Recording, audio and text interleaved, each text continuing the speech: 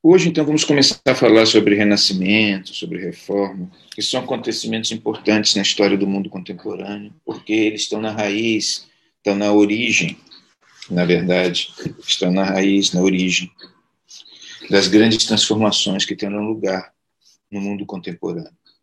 Você se lembra que nós tínhamos falado aqui que a Revolução Francesa, a Revolução, a Guerra Revolucionária Americana, todos os acontecimentos que tiveram lugar no mundo a partir daqueles eventos, são os eventos que fundamentam, são os acontecimentos que, num passado não muito remoto, fundamentam a nossa forma de ser, a nossa forma de pensar e as nossas expectativas sobre o mundo, de uma forma geral.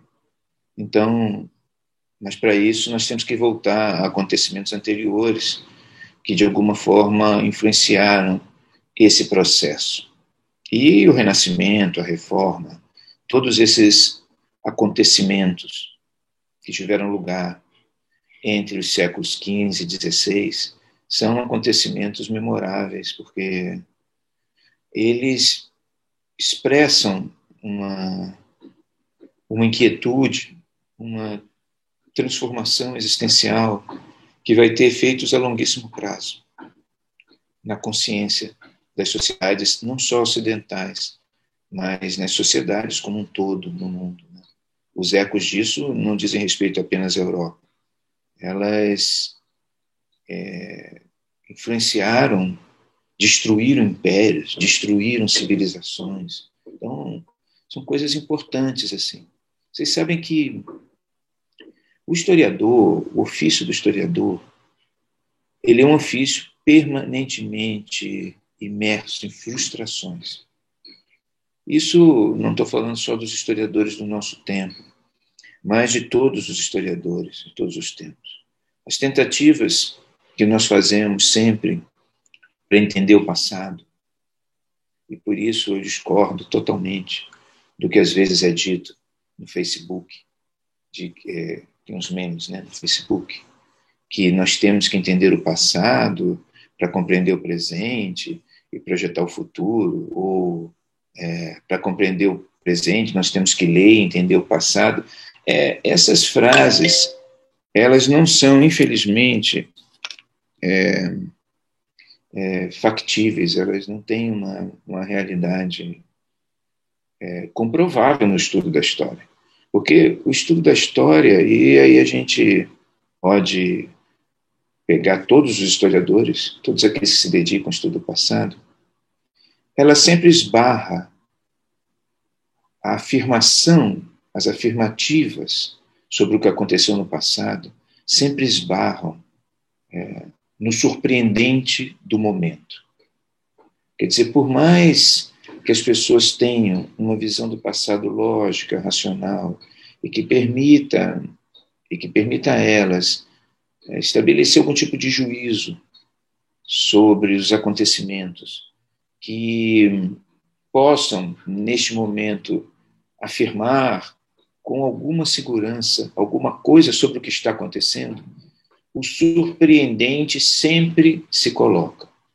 Ou seja, por mais que você estude e entenda o passado, existe na história um mistério, alguma coisa que é inalcançável pela nossa razão, pela nossa forma de entender as coisas, e que tornam o presente sempre surpreendente.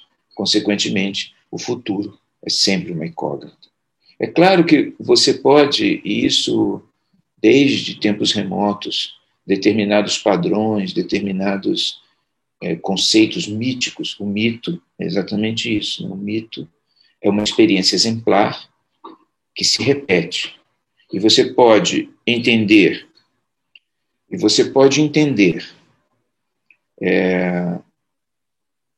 um determinado acontecimento recorrente a partir de um determinado mito. Os gregos, os hindus, os africanos, os ameríndios, os povos antigos, sempre trabalharam com a lógica mítica como uma lógica capaz de fazer um grau de compreensão dos fenômenos humanos que lhes permitiam alguma previsão, alguma previsibilidade das coisas. Então, a ideia, por exemplo, de que nós estamos aqui numa sala de aula, eu falando e vocês ouvindo, eu como professor e vocês ouvindo como alunos, esse evento, ele é um evento que se repetiu inumeráveis vezes, infinitas, quase infinitas vezes ao longo da história. É uma experiência arquetípica, uma experiência mítica. Uma pessoa que tem algo a falar, ela sempre vai se sentar em algum lugar ou ficar em pé, mas ela vai sempre parar, falar, se expressar ou utilizar os métodos, os meios para isso, e outras pessoas vão estar sentadas ou paradas ouvindo. Essa experiência é uma experiência repetível. Ela sempre existiu e sempre vai existir. Isso é normal, isso acontece. Nós estamos falando de um ato cotidiano. Então, nós podemos saber, quando vamos a uma sala de aula, assistir uma aula, que nós estamos preparados para sentar em algum lugar, ou ficar em pé, ou estar do outro lado como aqui, de um cabo, de uma fibra ótica, e vamos escutar alguém falar sobre alguma coisa, algum assunto, para o qual eu estou, por determinadas razões, às vezes de forma obrigatória, preparada para ouvir. O mito, ele deve ser compreendido a partir dessa experiência básica. O mito, ele expressa um fenômeno que é reconhecível em qualquer época, em qualquer momento. Ele é sempre repetível. E isso é uma forma que as sociedades antigas tinham de estabelecer algum tipo de domínio, ou controle sobre os acontecimentos futuros. Mas o mito não tem nada a ver com a história em si. O mito, nós estamos falando de eventos, de fenômenos que existem para além da história. O fato das pessoas se sentarem para ouvir outras, acontece, não é exatamente um mito, mas isso é um fenômeno recorrente, isso acontece independente da parte formal, dos conteúdos que estão aqui. E as relações míticas, o fato, por exemplo, de que, como você vê claramente isso no caso da apropriação que Freud fez do mito de Édipo, para explicar o complexo de Édipo. É claro que a confusão, o que o mito de Édipo nos diz, a história da confusão que leva um filho a se casar com a mãe, que é a história de Édipo. Ele casa com a mãe para cumprir uma profecia, mas esse casamento é feito de forma inconsciente, ele não tem noção exatamente do que está acontecendo. Ele mata o pai sem saber que era o pai, numa estrada, e casa com a mãe sem saber que era a mãe, inicialmente. O que esse mito nos diz? Ele nos diz que toda confusão afetiva ele sempre gera alguma tragédia. Então, esse tipo a grosso modo. Então, é uma forma do que os gregos tinham de refletir sobre como o desacerto, a falta de reconhecimento dos objetos de desejo, a falta de percepção do contexto afetivo, ela sempre leva o indivíduo a uma situação trágica, a um desfecho ruim. No caso de uma tragédia, algum desfecho inevitável, e consequente em função da confusão. Então, o mito de Édipo nos indica isso, e é o mesmo sentido o Freud utiliza. Mas os equívocos e os erros da vida afetiva, a falta de reconhecimento dos objetos de desejo, a falta de reconhecimento dos processos leva as pessoas a uma situação trágica. Então, você tem aí um exemplo de um mito que funciona para você entender o que está acontecendo. As sociedades antigas trabalhavam muito com isso. E na tradição judaica e cristã, ela trabalha muito com a tese de que de que existem forças, uma força, que se sobrepõe à história, que é Deus, que é maior que a história, ou seja, que é maior que todos os movimentos que os homens fazem para controlar ou administrar a sua realidade, Deus, na verdade, concede às pessoas uma simultânea liberdade e, ao mesmo tempo, estabelece um destino. E nós caminhamos aqui em função de parâmetros ou paradigmas que foram percebidos por videntes antigos, os profetas, e esses paradigmas, eles servem para estabelecer o que vem a ser a boa conduta na vida. Atuando por esses paradigmas que estão fora da história, a vida individual ou a vida coletiva caminha bem. Então, não é um pensamento mítico, propriamente dito, mas é um pensamento que estabelece algum tipo de padrão, algum tipo de parâmetro para o funcionamento da história que está além da própria história. Então, isso também é uma forma de você poder não ser surpreendido, embora mesmo aí exista surpresa, porque nada é absolutamente previsível. Então, existe na história um mistério. Existe um mistério que é o próprio caráter impreciso das decisões humanas, a forma como determinados fenômenos acontecem de forma paralela, sem que exista, sem que a gente possa provar necessariamente a determinância de uns sobre os outros. Isso é uma coisa interessante, porque no século XIX, quando se tentou transformar a história numa ciência, havia a ideia de que determinados fatores podiam ser determinantes para os acontecimentos. Como, por exemplo, a tese de Marx de que a economia era determinante dos acontecimentos. Mas, se a economia fosse determinante dos acontecimentos, tudo seria fácil, o controle da história seria fácil. Né? E exatamente o próprio Engels dizia que isso era impossível, que não era bem assim. E, é claro, toda a história mostrou que não é assim. Então, a história é um poço, assim, é uma areia movediça, no qual nós tentamos entender os sentidos dela. E eu estou falando aqui de uma história que não é mítica e que não é uma história bíblica. Vocês se lembram de uma aula passada que eu falei aqui sobre o fato da astrologia ser a mãe ingrata da astronomia, ou a alquimia ser a mãe ingrata da química, né? São ciências nas quais os indivíduos, os cientistas, excluíram totalmente os aspectos subjetivos ou espirituais da disciplina em sua forma original e introduziram uma disciplina dura, né, uma disciplina exclusivamente matemática. Você se lembra que a gente falou da Revolução Copernicana? E a história tem uma jornada um pouco parecida. Nós estávamos falando aqui que aquele fenômeno que se verifica em Copérnico, ele se verifica ao mesmo tempo também no campo do pensamento. Nós vemos que existe uma tendência, desde os historiadores italianos, de uma forma mais clara, do século do Renascimento, né?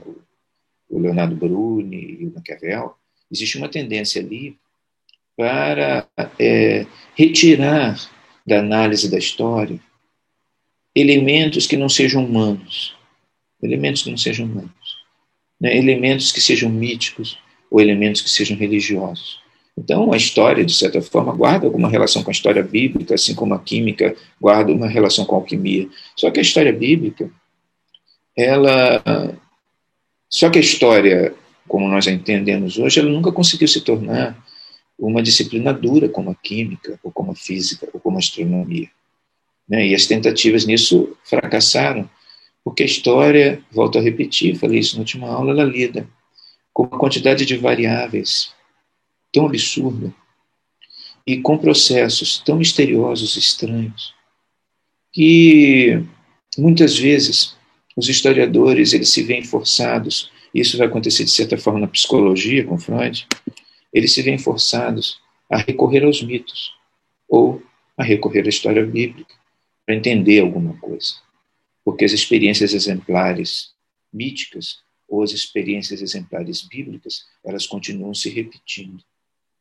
Em grande parte, os mitos podem ser compreendidos, né, em grande parte, e os elementos da história bíblica também, em grande parte, porque os mitos, ou a Bíblia, e outros textos religiosos, né, que têm essa tradição, eles são fruto de muitas reflexões sobre a natureza da existência, acumuladas, e que chegaram a percepção de determinados padrões ou determinados paradigmas, que são bem interessantes para entender o ser.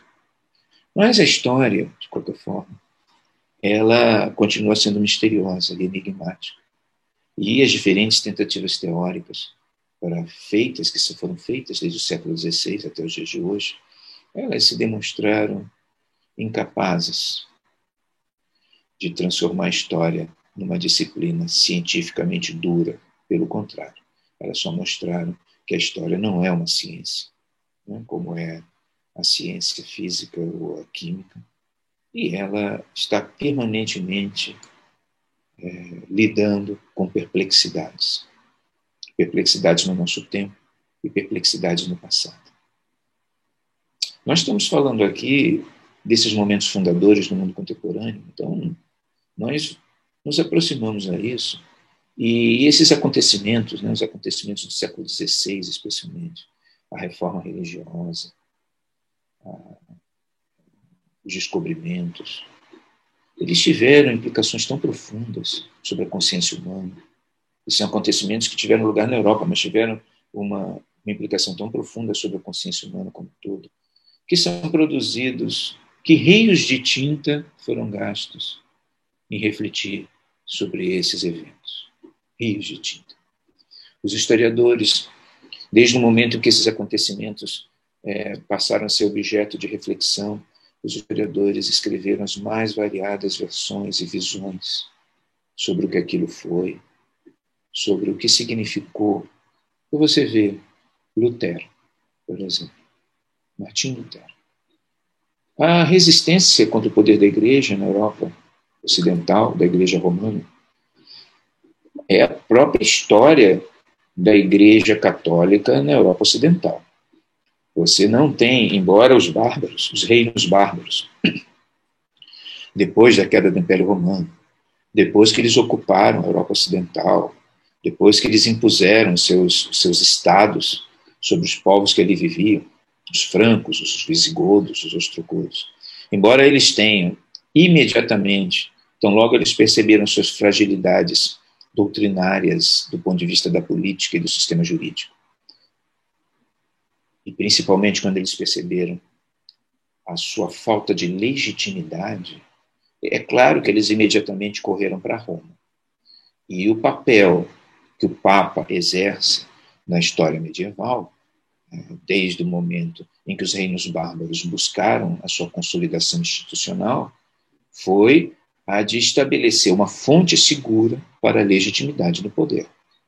Já que todo poder emana de Deus e em seu nome é exercido, ou seja, tudo o que fazemos emana de uma fonte que é externa ao mundo, que é uma fonte vital, como diria a filosofia africana, a fonte vital da existência é a razão de tudo. Na perspectiva católica medieval, essa fonte era Deus, isso passava pelo Vaticano. E o Vaticano, ele, de uma forma assim muito eficiente, negociou ao longo de séculos o seu poder legitimador das estruturas monárquicas e imperiais, no caso do Império, da Europa medieval. Mas essa luta, esse processo de construção do poder de Roma na Europa Ocidental, marcha junto com resistências contínuas a esse poder. Sempre ao mesmo tempo, se buscou e se evitou, e se procurou solapar esse poder. Porque o poder que Roma adquiriu dentro da Idade Média sempre foi visto como uma solução, mas também como uma ameaça, claro. Porque existe uma coisa que é um poder de fato e que busca a sua legitimação, busca tornar-se um poder de direito e que por isso precisa da unção papal.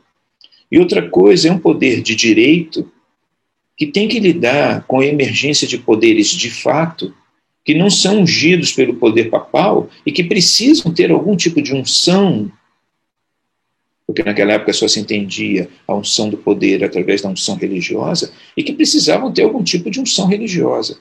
E isso era inevitável, porque a natureza do poder, a natureza da história é surpreendente. Então, a quem está no poder por um determinado tempo acha que está tranquilo e que está estabilizado, mas não é assim. As coisas vão acontecendo, novos grupos emergem, novas pessoas surgem, eventos ocasionais mudam totalmente os planos das pessoas, como a peste negra, por exemplo. Muda totalmente. Ninguém contava com aquilo. Então, as coisas... E aí surgem outros grupos, surgem alternativas, angústias que não haviam antes e por aí vai. Então, de repente, surge algum poder que é poder de fato, mas não de direito. E se o poder de direito caminha junto com a Santa Sé, como é que eu posso legitimar o meu poder? Então eu vou buscar, como no sul da França, no século X, eu vou buscar uma outra fonte religiosa. Eu vou buscar o maniqueísmo, vou buscar uma outra forma de entendimento do cristianismo. E aí você tem, por exemplo, os albigenses, a heresia dos albigenses. O objetivo aí era dar forma a questões políticas. Mas é claro, e esse é o grande mistério da história, essas coisas nunca caminham só, elas sempre caminham junto com outras coisas. Nenhum poder novo se estabelece se ele não dá forma a outras ansiedades, a outras dúvidas e a outras questões. Então, a igreja teve que organizar o Tribunal do Santo Ofício, a Inquisição, para poder combater os albigenses, para poder combater. Então, a igreja, Roma, a história do seu poder é uma história também da contestação do seu poder. Muita gente contestou Roma ao longo da Idade Média, muita gente. Muita gente foi queimada por isso. Estou falando só dos cristãos, né? Daqueles que estavam dentro da órbita e do alcance da Inquisição. Mas então por que Lutero? Estou falando de Martinho Lutero. O que leva Martinho Lutero quando prega suas teses, lá em Wittenberg, na igreja de Wittenberg, quando ele se revolta com a situação gravíssima de corrupção dentro da Igreja Católica do seu tempo, o que leva Martinho Lutero a incendiar a Europa? Como nenhum outro grupo religioso de contestação à Igreja havia incendiado naquele momento. Nunca havia tido, os papas foram presos, já teve 2 papas, já teve papas presos, já teve N coisas na Europa, mas até aquele momento nunca o papado tinha sido questionado de uma forma decisiva, como Martinho Lutero fez. E Martinho Lutero o fez não porque quis, exatamente, mas porque foi levado a isso pelas circunstâncias. Ele era um agostiniano, ele era um clérigo, ele não era uma pessoa que necessariamente tinha uma ideia herética, propriamente dita, né? Não era como os albigenses ou outras seitas, ele não era um bruxo, ele não era nada disso. Então, o que leva ao momento em que ele fixa aquelas teses na igreja de Wittenberg? O que leva ele a incendiar a Europa? Um incêndio que ainda não acabou. Né? A partir do momento em que Lutero fixou as suas teses na abadia de Wittenberg, a partir daquele momento, o cristianismo nunca mais foi o mesmo. Nunca mais. Nós ainda vivemos, no Brasil, então, muitos ecos da reforma religiosa. Nós ainda vivemos isso. Em vários lugares, na África, muito. Na Índia também, a reforma religiosa. Isso vai com um acontecimento que aconteceu na Europa, está acontecendo na Índia muito. A Igreja Católica na Índia tem uma visão do que é o trabalho missionário na Índia. Os evangélicos têm outra. Isso ainda é um eco desse ato rebelde do Martinho Lutero em Wittenberg. Então, esses acontecimentos, eles são inusitados realmente. São acontecimentos surpreendentes, acontecimentos que... Mas eles não têm uma única explicação. Eles são eles são fruto de um conjunto de fatores, alguns de longa duração. É claro que o poder da Igreja Católica, olha, vocês observem que o Papa hoje, né, estamos falando hoje, o Papa ostenta títulos que são títulos dos mais antigos, enquanto títulos religiosos existentes no mundo. Né, o próprio título de Sumo Pontífice era um título que já existia antes do próprio cristianismo existir, antes da própria Igreja Católica existir, melhor dizendo. Não, mas sim, antes do cristianismo. Então são títulos que dão a ele uma grande antiguidade. O poder do Papa, o Bispo de Roma, ele deve ser provavelmente, hoje no mundo, o líder religioso de maior antiguidade, né, com que tem um título de maior antiguidade reconhecida, digamos assim. Então, a questão da antiguidade do papado é uma força, mas é também uma fragilidade. Né? O papado, a Santa Sé, é uma instituição que está permanentemente lidando com os desafios do surpreendente. Ela tem que se posicionar diante das surpresas do mundo de uma forma tal que mantenha continuamente a sua liderança. Então, isso é um desafio. Isso pode ser uma fragilidade, dependendo do perfil da liderança, do perfil político que, num determinado momento, ocupa ali o trono de Pedro. Né? Dependendo da pessoa que está ali, a pessoa pode ser capaz de resolver problemas, mas pode ser totalmente incapaz de resolver os problemas e precipitar a instituição numa crise. Então, a antiguidade do papado, isso é uma questão, né, que explica isso, que nos dá uma razão para poder compreender como é que Lutero se posiciona ali. Né? Haviam questões que eram questões antigas, né, que existiam. É um conjunto, é o que eu estou falando, um conjunto de questões diversas. Você tem questões ali que são questões um pouco menos antigas e mais prosaicas. Você tem um problema dentro da Alemanha ou do Sacro Império Romano Germânico, que é uma questão do exercício do poder imperial. Vocês se lembram, numa aula passada, nós falamos aí, que o Carlos Magno, em 800, ele restaurou o Império Romano. Ele restaurou o Império Romano do Ocidente, entre aspas, né? O Translatio Imperii, né? A transferência do Império. Ele reivindicou para si a coroa imperial, o título de César Augusto, que era um título que, na opinião dos juristas da época, era um título que ainda tinha validade, porque a história era entendida como acompanhando um plano divino, e o plano divino da história era aquele exposto no livro de Daniel, ou seja, da sucessão dos 4 impérios. E o Império Romano era o 4º. Então, Carlos Magno, a partir desse elemento, ele é coroado pelo Papa, imperador.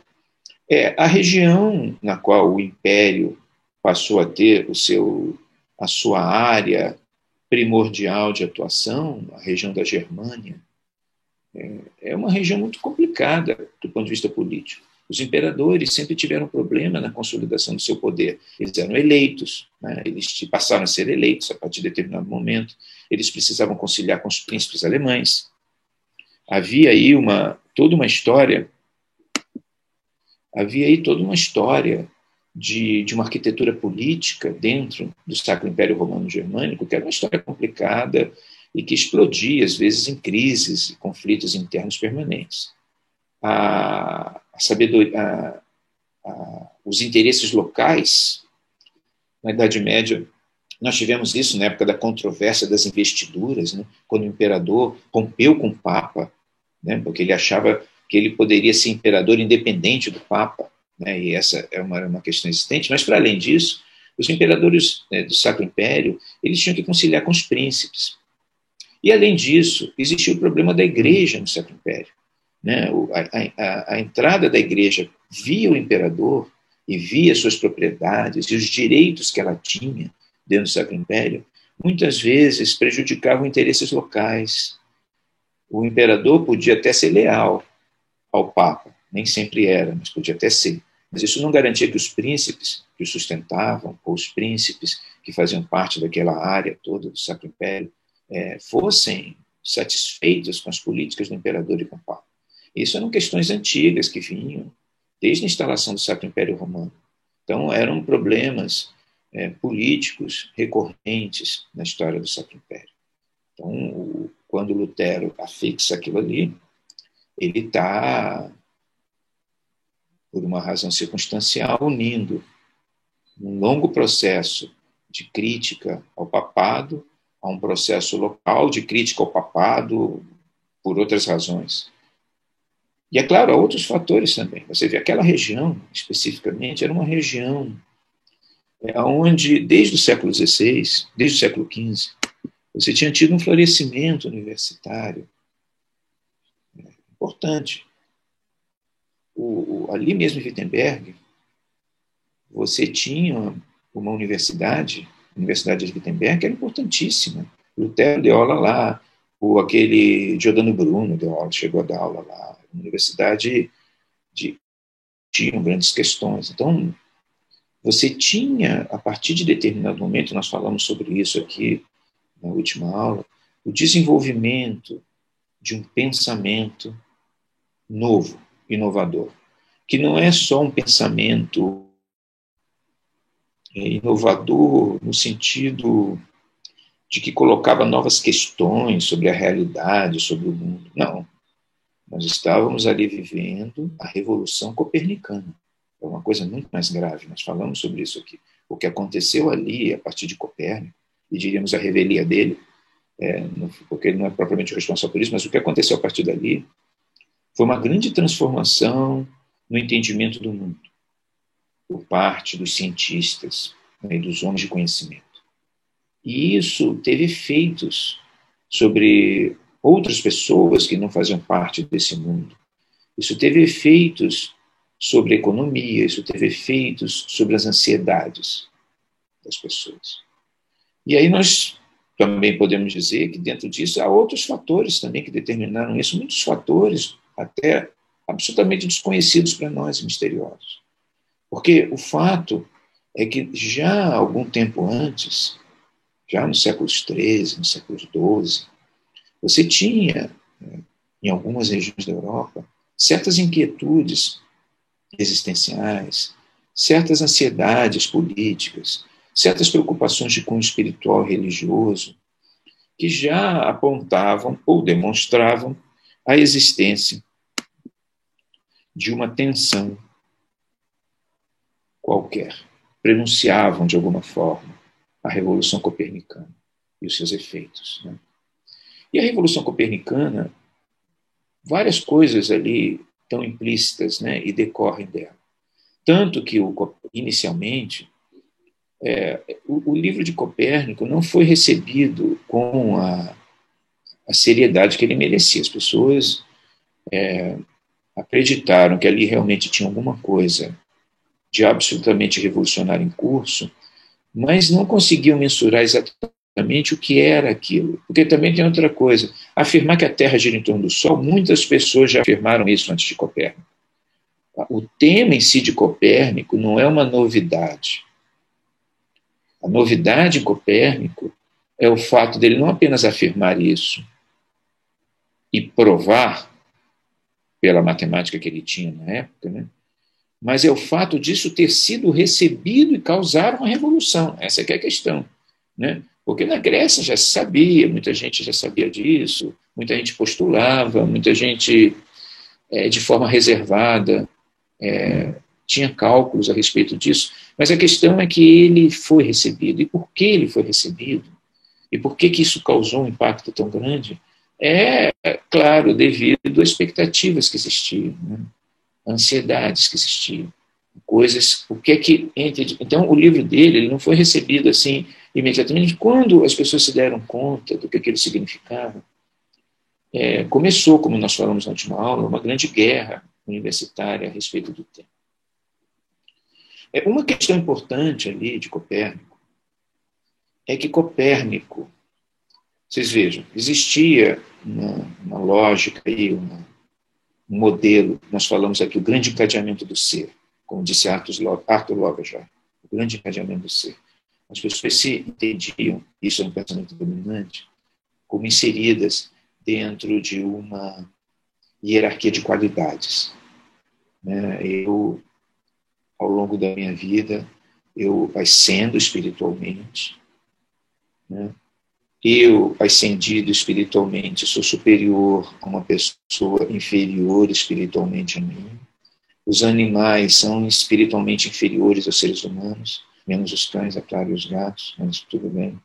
Mas essa questão sempre foi uma questão muito complexa, mas de qualquer forma, quando eles se referiam aos animais, claro, sempre de vez existia alguém que dissesse que os cães e os gatos não estavam inseridos nisso, mas de qualquer forma, os animais eles estavam num grau inferior ao ser humano em termos de qualidade intelectual, ou capacidade de organização das coisas, e depois os objetos inanimados, as pedras, as coisas que não se moviam.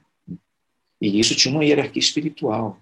Você tinha pessoas elevadas espiritualmente, pessoas menos elevadas espiritualmente. Isso não tinha a ver com a questão, isso não tinha a ver com a questão social. Você podia ser um rei e ser um troglodita, e podia ser um camponês ou um mendigo e ser um santo. A questão aí era quando, de que forma você se aproximava ao espírito. Por isso que os cães, por exemplo, até hoje, isso, na verdade, isso nunca desapareceu, as pessoas nunca estão a pensar assim, tanto que as pessoas são capazes de dizer que há cães que são superiores a seres humanos, do ponto de vista espiritual, do ponto de vista afetivo. É isso que eu quero dizer. Você tinha uma outra forma de entender como existe quando a gente fala dos cães, existe uma outra forma dos gatos, existe uma outra forma de você falar das hierarquias entre os seres humanos, que não é uma forma material, uma forma física, é uma forma espiritual, uma forma subjetiva. E aí você tinha as coisas do mundo, e quanto mais você subia, mais etéreos e superiores eram as coisas. Então você tinha o inferno no fundo e o céu no alto. Ou, na visão aristotélica, que era uma visão do universo no qual a Terra estava no centro e numa situação inferior, mas você ia subindo e o Deus, o ser perfeitíssimo, estava em torno. Criatura celestial, Deus, que era a perfeição em torno. Então você ia para cima ou ia para baixo. E isso, o fundamental aí, o mais interessante, isso assim existe em todos os lugares, os africanos estão assim também, né? O pensamento africano é assim. Não é só que o pensamento africano, ele coloca o ser humano no centro. Mas existe uma hierarquia, né, de qualidades para cima e de qualidades para baixo. Isso acontece também na Índia, acontece. O grande encadeamento do ser, que na nossa perspectiva ocidental repousa no platonismo e no aristotelismo, é, na verdade, uma forma mais ou menos universal de entender a inserção do ser humano no cosmos. Mas o nosso amigo Copérnico, uma das implicações do pensamento dele, ele, inclusive, diz que não é. Ele, Copérnico, ele faz questão de dizer que ele não está criticando a hierarquia das qualidades. Ele diz isso, de alguma forma, né? Não exatamente com essas palavras, mas ele diz que ele não está criticando no livro dele essa ideia de que os seres humanos, de que o espírito ou que a subjetividade é mais relevante que a matéria, né? E que maior subjetividade, maior espírito, mais superiores, mais próximos de Deus estamos. Mesmo porque ele era padre, né? Não tinha nem como. Mas uma das declinações, uma coisa que foi declinada, né, que foi derivada do pensamento dele, foi o fato de que ele, metodologicamente, ele retirou o espírito, ou a imaginação, ou a sensibilidade. Ele retirou esses elementos do papel de instrumentos de conhecimento da verdade. Então, o místico, na Idade Média, principalmente nessa época, é uma época de muito misticismo, né? Uma época de muitas visões, de muitos encontros com Deus, e por aí vai. É um místico. Ele entendia que estava acessando a verdade através da imaginação, né? Ou como diria Santo Agostinho, não só através da imaginação, mas principalmente através da intelecção, da razão. Mas, claro, com um sentimento voltado, aberto para o invisível, para o divino.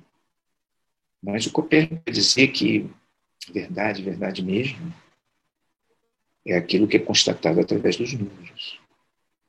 É aquilo que pode ser contado. Então, o que o Copérnico... Eu acho que eu parei quando eu estava falando do Copérnico e do espírito. Né? Então, o Copérnico, o que ele, na verdade, o que vai se retirar dele é o seguinte: existe não, o que ele dizia, então, era que a matemática te permitia verdades. Matemática permitia verdades. Conhecer verdades. E isso retira. Isso vai depois ficar claro em alguns filósofos, como Spinoza, por exemplo, que vai falar da necessidade dos dados certos para poder afirmar alguma coisa, e não de coisas imaginativas ou coisas fantasiosas e tal. Então, eu estou te falando. Então, o Copérnico, ele, o pensamento dele permite que as pessoas entendam que você pode sim obter algumas verdades, não através do espírito, não através da imaginação, mas através da matemática. Isso aí não só desqualifica de alguma forma, porque o que o Copérnico dizia que ele propriamente não achava que isso deveria servir, não era uma coisa antirreligiosa, mas a questão é a seguinte: por quê? Porque, na verdade, a matemática permitia a construção de verdades sobre algumas coisas, mas não necessariamente sobre tudo. Essa que era a questão toda. Né? Existia uma dimensão do espírito que era uma dimensão que sempre, na perspectiva de Copérnico, continuaria a existir. Apenas a matemática ela poderia te permitir um conhecimento de algumas verdades que até então não eram vistas. Essa vai ser uma discussão que vai atravessar toda a ciência no século XVII, no século XVIII e até o século XIX. Até onde a ciência, até onde a matemática é capaz de explicar o mundo? Essa questão vai ser uma questão da física. Né? O próprio Isaac Newton, ele era professor, ele dava aula de teologia também. Né? Ele escrevia sobre o inferno, sobre a salvação. Ele, apesar dele ter chegado à lei da gravitação universal, ele achava que aquilo ali era uma forma dele se aproximar de um enigma maior, que era o enigma de Deus. E o tema em si, apesar do século XX ter sido um século extremamente na ciência, extremamente antirreligioso, não quer dizer que no final a própria física também não tenha estabelecido nos seus limites na física quântica determinadas questões que os cientistas e os físicos não tocam e que aí os místicos e todos os outros que gostam do espírito começam a colocar em relevo, que é a questão dos limites da física quântica. Que tipo de realidade ela nos mostra e que realidade é essa que não pode ser previsível ou uma realidade que está além do que é compreensível. Mas, no campo da história da ciência, isso tem toda a sua realidade, essa questão. Né? Até que ponto para que a medicina, a gente está falando da medicina, a medicina pode curar o ser humano, mas ela pode curar fisicamente o ser humano. Mas até que ponto ela pode realmente curar psicologicamente ou espiritualmente, existencialmente, o que quer que seja. Esse tipo de fenômeno, eu tinha ligado, eu liguei o celular, agora eu vou.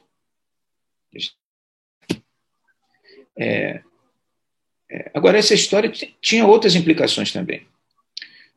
O sistema heliocêntrico, ele tinha assim, ele gerava uma inquietude que era não o fato do Sol ser colocado no centro das coisas, mas o fato do ser humano ser retirado do centro. Isso aí dificultava um pouco a acomodação do sistema heliocêntrico com o grande encadeamento do ser. Né? Você, não que isso fosse um problema em si, mas exigia abstrações cada vez maiores. Né? Você retirava o ser humano do centro. E se você retirava o espírito do centro do processo cognitivo e colocava a matemática, você retirava, é uma conclusão possível, pelo menos que muitas pessoas vão ter naquela época, a alma do centro das coisas e colocava o material, o contável, no centro das preocupações. É esse processo pelo qual a alma vai ser retirada do centro das coisas e a psique, a consciência, sei lá, alguma coisa que surge do cérebro ou o corpo vai ser colocado no centro do mundo. O valor do corpo, a importância do corpo, a importância da coisa física, é claro que do ponto de vista do pensamento, das artes, da vida, isso sempre foi central numa determinada dimensão. O mundo clássico, por exemplo, os gregos sempre acharam que só a vida realmente válida de ser vivida quando você é jovem, ou quando o teu corpo funciona. A velhice, a decadência da velhice, ela mostra, sim, que você já está deixando de poder usar o corpo, como se dizia no mundo clássico, o corpo como parque, como espaço de diversão da alma, né? Que era uma coisa muito dos gregos e dos romanos também, na ética deles. As dificuldades do corpo mostravam assim, as limitações da alma em se exteriorizar. Né? Tanto que na Ilíada, não sei se você se lembra dessa passagem, da Odisseia, quando Ulisses, né, que é o grande... Vocês devem ter visto aquele filme Troia. O Ulisses ali é representado com era o mais inteligente dos gregos. Mas quando ele quer voltar para a terra dele, que é a ilha de Ítaca, está escrito, né, na Odisseia de Homero, e acontece N coisas com ele, blá, blá, blá, e ele, em determinada altura, ele vai consultar as almas, a alma do Tebano Tiresias. A alma do Tebano Tiresias. Esse Tiresias, ele estava morto. Então ele tinha que ir ao mundo dos mortos invocar a alma dele. Ele vai, faz as cerimônias e tal, e aparece um monte de fantasmas. E aparece o fantasma da mãe, aparece o fantasma final do Tiresias. Mas aparece, em determinada altura, o fantasma de Aquiles. E aí ele conversa com Aquiles, morto, né? E o Aquiles diz para ele assim, ele fala para Aquiles assim, que bom, Aquiles, você deve governar no mundo dos mortos, porque você entre nós era um deus, né? Então você deve continuar sendo no mundo dos mortos um deus. Aí que ele diz para ele, o Ulisses, eu preferia ser escravo de uma pessoa de poucas posses do que reinar entre os mortos, porque nós nada mais somos. Esse tipo de pensamento é um pensamento, então, que valorizava muito o físico, o vivo, o concreto, o objetivo, o material. Né? E isso sempre existiu, não há a menor dúvida, inclusive porque é uma realidade da existência. Você não tem como deixar de considerar. É claro que dentro da tradição mística cristã e da tradição mística budista e da tradição mística oriental, as pessoas se dedicam a transcender o corpo. Você tem que encontrar Deus, encontrar o Espírito, e você vai além do corpo. Mas o corpo é um elemento realmente fundamental, porque de que forma as almas se interagem, de que forma a palavra de Deus chega às pessoas, se não através do corpo, né? Através dos sentidos. Então, a fragilidade dos sentidos é a fragilidade da sua própria capacidade de perceber o mundo, de perceber o espírito.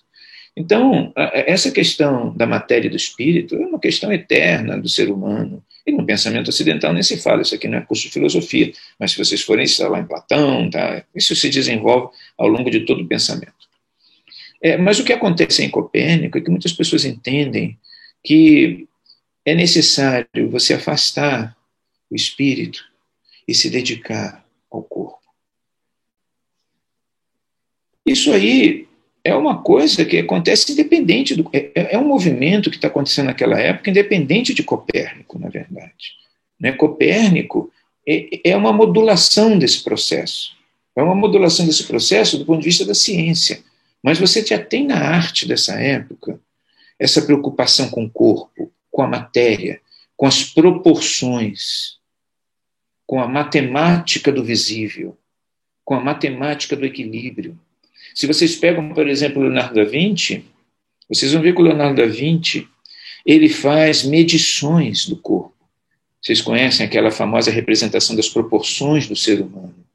Acho que isso eu até tenho aqui. Eu comprei em algum lugar. Eu tinha. Já devem ter tirado daqui. Aqui. Vocês devem conhecer isso aqui, ó. Que são as proporções do corpo humano, né, desenhado pelo Leonardo da Vinci. Você vê aqui o que o Leonardo da Vinci está mostrando. Ele está mostrando que o corpo humano ele é inserido dentro de um círculo e de um quadrado. Né? Então ele mostra aí que existe uma proporcionalidade no ser.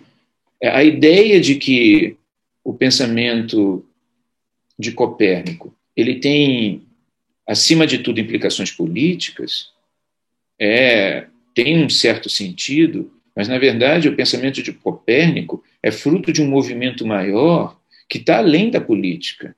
É uma coisa de natureza existencial mesmo. Eu não. Você está certo? Quem que fez essa pergunta? Foi a Marília, né? A Marília está certa em considerar que o pensamento de Copérnico, ao retirar a Terra do centro do mundo, retirou a Igreja do centro do mundo. Mas, na verdade, do ponto de vista do espírito, o fato do Sol ser o centro não quer dizer que não possa continuar existindo e deva uma hierarquia de qualidades. A hierarquia de qualidades é que é a chave da questão. Então, se a Igreja ela continua atuando no sentido de garantir e sustentar a hierarquia das qualidades, e a hierarquia das qualidades, como vocês podem perceber, ela continua existindo, tanto que a gente considera seres humanos, a gente considera perfeitamente homens, cães superiores a homens. Se nós consideramos isso, é claro que a Igreja ela fica diante de um desafio teológico, de um desafio político, mas ela vai, sim, rearticular a teologia de maneira a comportar a matemática, né, e essa centralidade do Sol dentro da sua perspectiva. Porque, na verdade, o que as pessoas vão observar a partir daquele momento, do ponto de vista religioso, é que o fato do Sol ser o centro e a Terra girar em torno, não retira do universo, não necessariamente retira do universo a hierarquia das qualidades. Né? Apenas você precisa fazer um ajuste teológico a isso, né? Para que você passe a valorizar o que realmente deva ser valorizado. O que está realmente colocando em xeque, me parece, mais do que a coisa da Igreja, é o papel que o ser humano passa a ter exatamente dentro desse processo. E aí eu acho que as especulações religiosas vão caminhar no sentido de recolocar o ser humano dentro das hierarquias das qualidades de uma forma valorizando o espiritual. Então, eu estava mostrando aqui o Leonardo da Vinci e as proporções. O que você vê aí claramente apontado no Renascimento é uma preocupação em tornar o ser humano perfeito, entender a perfeição humana à luz da matemática, né? Entender essa perfeição humana à luz da matemática, e poder, a partir daí, buscar, através da matemática, ou seja, do lidar com as quantidades, acima de tudo, e menos com a espiritualidade, do lidar com o material e menos com a subjetividade, encontrar, a partir daí, a perfeição. A ideia, por exemplo, de que as pessoas podem ter uma vida sexual totalmente desregrada, sem observar preceitos morais subjetivos ou espirituais, isso aí sempre, de alguma maneira, foi colocado, né? Você sempre teve movimentos na Idade Média, no mundo antigo, na Índia, na China, na África, em qualquer lugar. Você sempre vai encontrar pessoas que acreditam que as suas vidas afetivas não devam ser pautadas por nada que não seja material, por nada que seja espiritual, ou seja, por nada que seja uma ordem moral impositiva. Isso sempre, de alguma forma, foi colocado. Mas, a partir daqui, o que você passa a ter é a ideia de que, e é isso a gente vê em história, né, são só os seres humanos que fazem a história, são só os seres humanos que fazem a sua vida afetiva. Isso é uma coisa importante, e o fazem de forma racional, ou de forma matemática, ou de forma científica.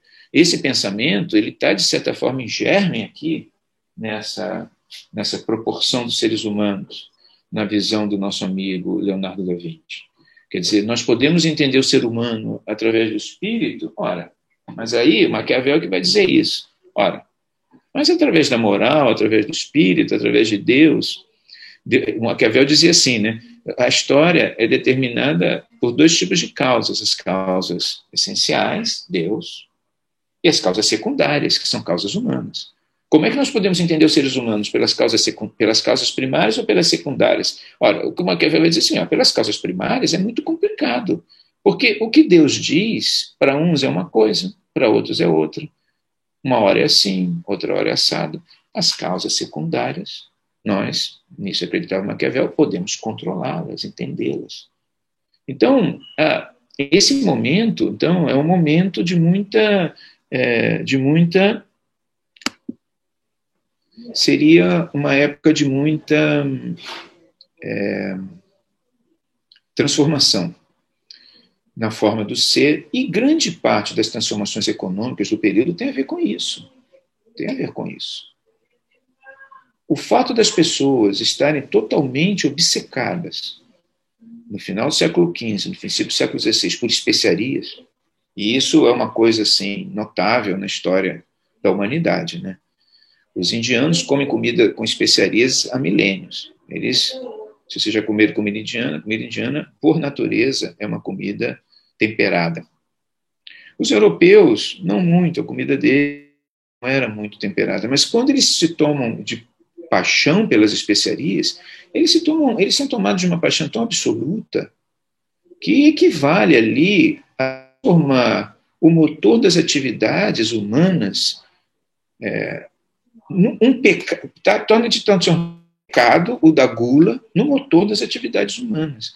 Eles movem mundos e fundos para ter acesso a isso. Agora, como isso é possível? Porque eles deixam de considerar que isso seja um pecado, na verdade. Quer dizer, o prazer físico de você comer uma comida temperada, que é um prazer concreto, é um prazer material, ele é entendido como determinante de um prazer espiritual. O comer uma comida boa te dá um prazer existencial também, mas ele é principalmente um prazer físico, um prazer do paladar. Né? Você vê aí uma determinância já se consolidando, a determinância da consolidação dos desejos humanos neste mundo como fator motor das ações. Todo o desenvolvimento do mercado consumidor, o desenvolvimento do comércio, tem a ver com essa necessidade. Então, é todo um processo de transformação em curso. Alguém perguntou aqui, seria a visibilidade e a velocidade das coisas? Sim, a visibilidade e a velocidade. Tudo aquilo que pode ser contado, determinado, delimitado, vai ser importante, vai ser relevante. As pessoas vão se dedicar a isso. Então, quando Lutero afixa as suas teses na igreja de Wittenberg, o seu sucesso não está determinado apenas por um fator.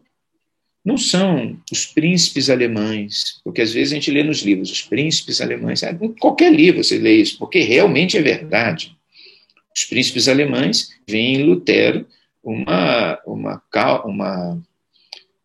motivo para poder romper com a igreja. Evidente que sim. Não é a questão do papado como anticristo, também não há a menor dúvida, isso é uma coisa muito antiga, né, na igreja, na história da Europa Ocidental. Né, toda a posição de de reticência contra o poder do Papa, por diversas razões, inclusive religiosas e espirituais. Sempre as pessoas pensam coisas, porque o espírito, o que sempre se defendeu, os dissidentes religiosos, e isso em qualquer lugar do mundo, é que, embora existam instituições religiosas que disciplinam,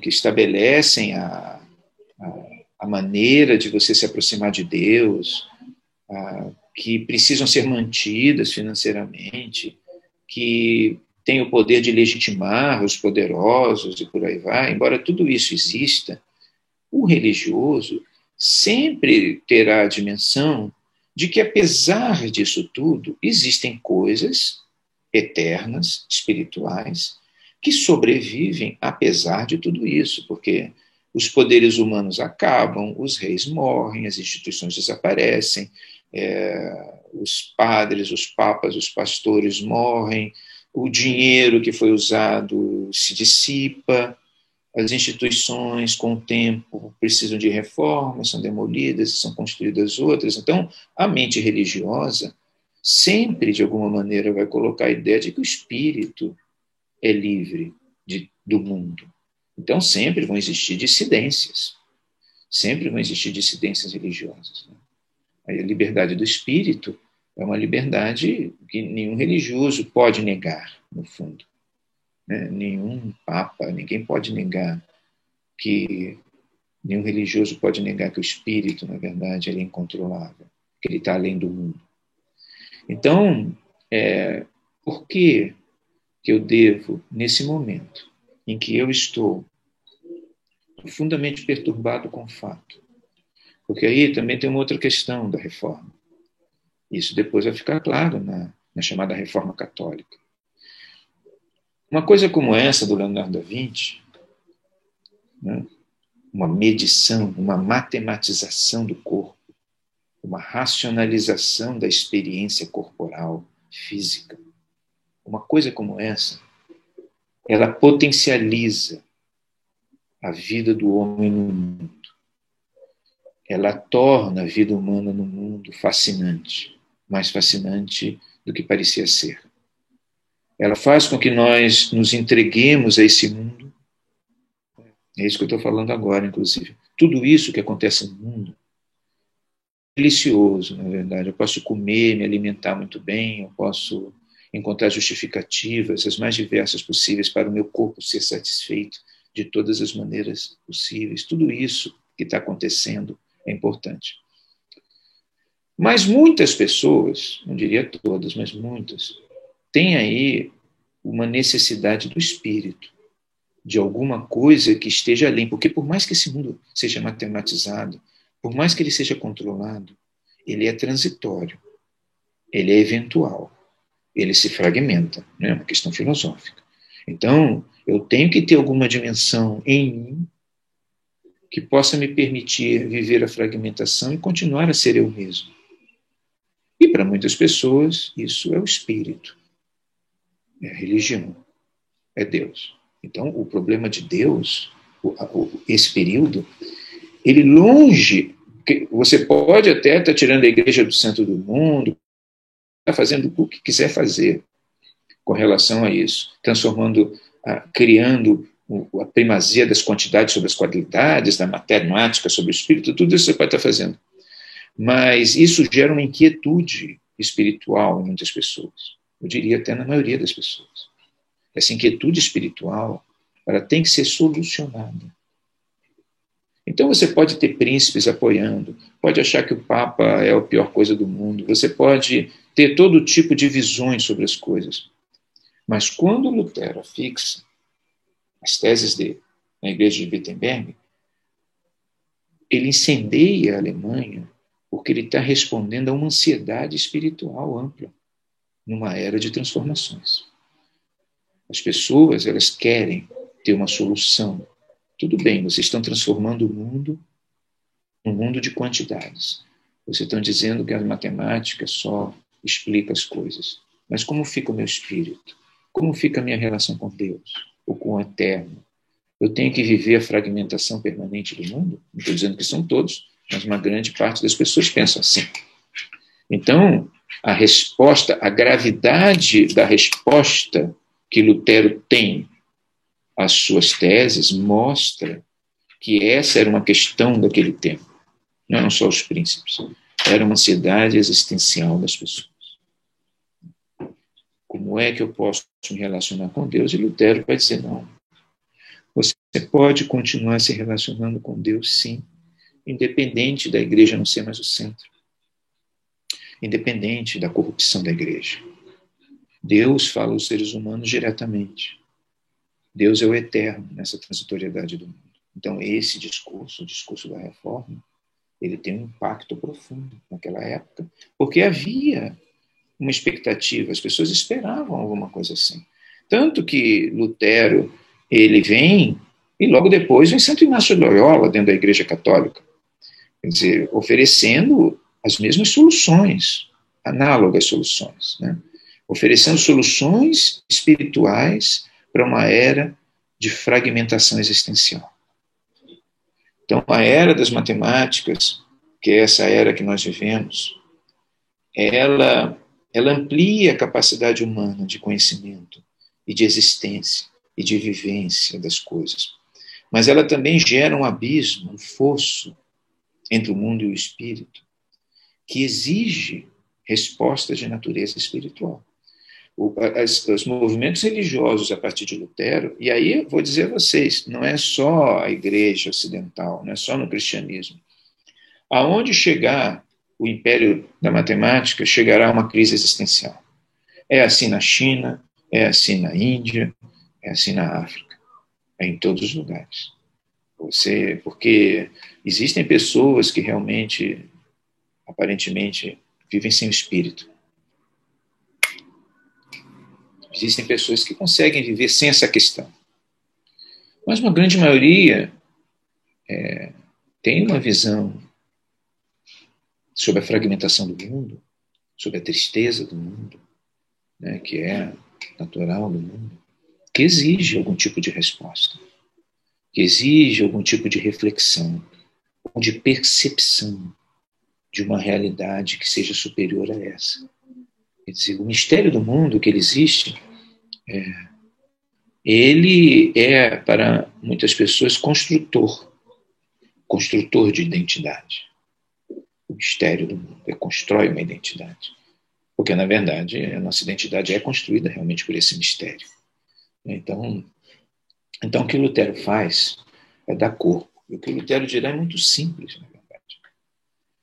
Lutero vai resolver as questões, não só Lutero, mas todos os que vierem depois dele. Né? O movimento da reforma, ele, para além das questões políticas, econômicas e tudo aquilo que ela causa, a guerra, a morte, a revolta dos camponeses, porque vai começar a acontecer um monte de coisa, né, dentro da Europa. Para além disso, a partir de Lutero, milhares de religiosos, cristãos e não cristãos, vão se esforçar em solucionar o problema da fragmentação existencial do homem contemporâneo. Alguém falou do idealismo alemão, mais tarde. Volta e meia há um retorno. Volta e meia se pensa numa crítica à razão. Volta e meia se ataca a matemática. Na aula passada, eu falei de um livro de ficção científica chamado Fundação. Tem um outro livro de ficção científica chamado Um Cântico para Leibowitz, do Walter M. Miller Jr. É um livro de ficção científica dos anos 60. Consequentemente, falava das coisas dos anos 60, ou seja, guerra nuclear, guerra entre a União Soviética e Estados Unidos. O livro se passa após uma guerra nuclear entre Estados Unidos e a União Soviética, onde o mundo foi virtualmente destruído. Foi destruído. Então, no livro dele, ele fala de uma sociedade onde as pessoas saíam em hordas, os sobreviventes, para matar os cientistas. Porque depois da destruição do mundo pela guerra nuclear, as pessoas chegaram à conclusão de que os culpados por aquela destruição que os culpados pela bomba atômica não eram exatamente os políticos que haviam aceitado aquilo, né? Não eram nem os caras que haviam produzido e inventado a bomba atômica. O culpado eram os matemáticos.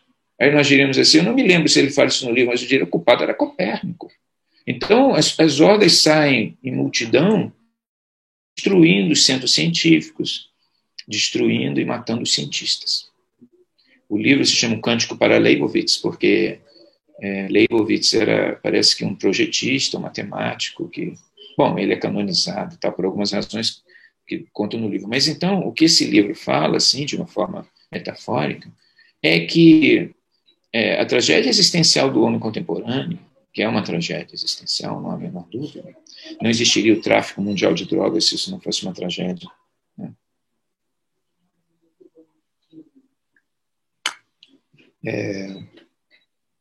Ela é derivada, em grande parte, ou talvez em sua parte mais consistente, dessa crise derivada, não de Copérnico, né, mas dessa dedicação matemática ao mundo. E harmonizar as duas coisas é um grande desafio das mentes religiosas, porque a religião, para a matemática, muitos matemáticos que acham que a ciência pode viver sem, o ser humano pode viver sem religião, mas não é assim. Então, as questões religiosas do mundo contemporâneo têm a ver com isso. E a força de Lutero, o poder de Lutero, e de tudo que ele representou, tem a ver com o fato de que ele apresentou uma solução individual, uma solução que é barata, na verdade, que não exige o mundo, ou o exige de uma forma muito diferente do que a igreja exigia, mas a igreja vai se transformar também. A igreja vai se transformar.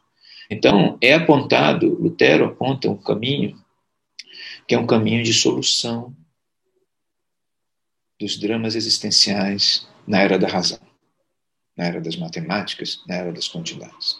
E a partir daí, há toda uma tradição religiosa dos mais diferentes teores e dos mais diferentes conteúdos que vão. E crises políticas contínuas em função disso. Porque é muito comum, como nós vamos ver, no século XVII, o fruto mais acabado da obra de Lutero vão ser as guerras religiosas do século XVII. Porque há um problema que Lutero inaugura, porque Lutero busca uma solução, ao mesmo tempo ele abre uma caixa de Pandora da política europeia, né? Ora, se a grande questão, como nós vimos aqui, durante toda a Idade Média, era a questão da legitimidade do poder, e todos entravam em guerra contra o Papa, ou amavam o Papa, porque o Papa os ungia como reis, imperadores, etc.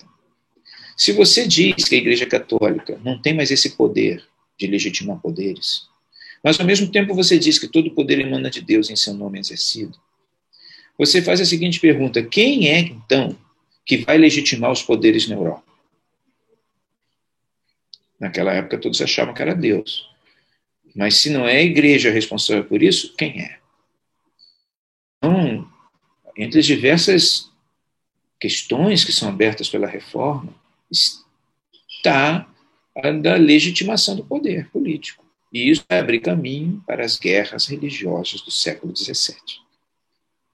E o fruto mais longínquo disso é a Organização dos Estados Unidos da América, que é a primeira instituição, o primeiro corpo político que busca solucionar os problemas abertos, né?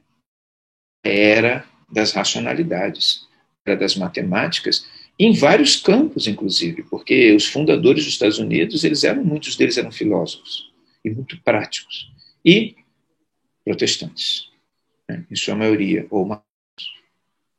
Então, você vai ter uma solução política, que é os Estados Unidos da América, que vai servir de padrão e modelo para todas as organizações políticas. Os franceses, seguida, mas a gente vai ver, há uma ligeira, uma significativa diferença entre o modelo francês e o modelo americano, mas o modelo francês e o modelo caminho pela mesma estrada. Ou seja, eles vão acabar chegando à conclusão de que os poderes têm que ser legitimados pelo cidadão. Né? Fala ao cidadão através do seu coração, mas é o cidadão. E o objetivo da política vai mudar. Nós vamos conversar sobre isso. Então, e até a próxima. Tchau, tchau.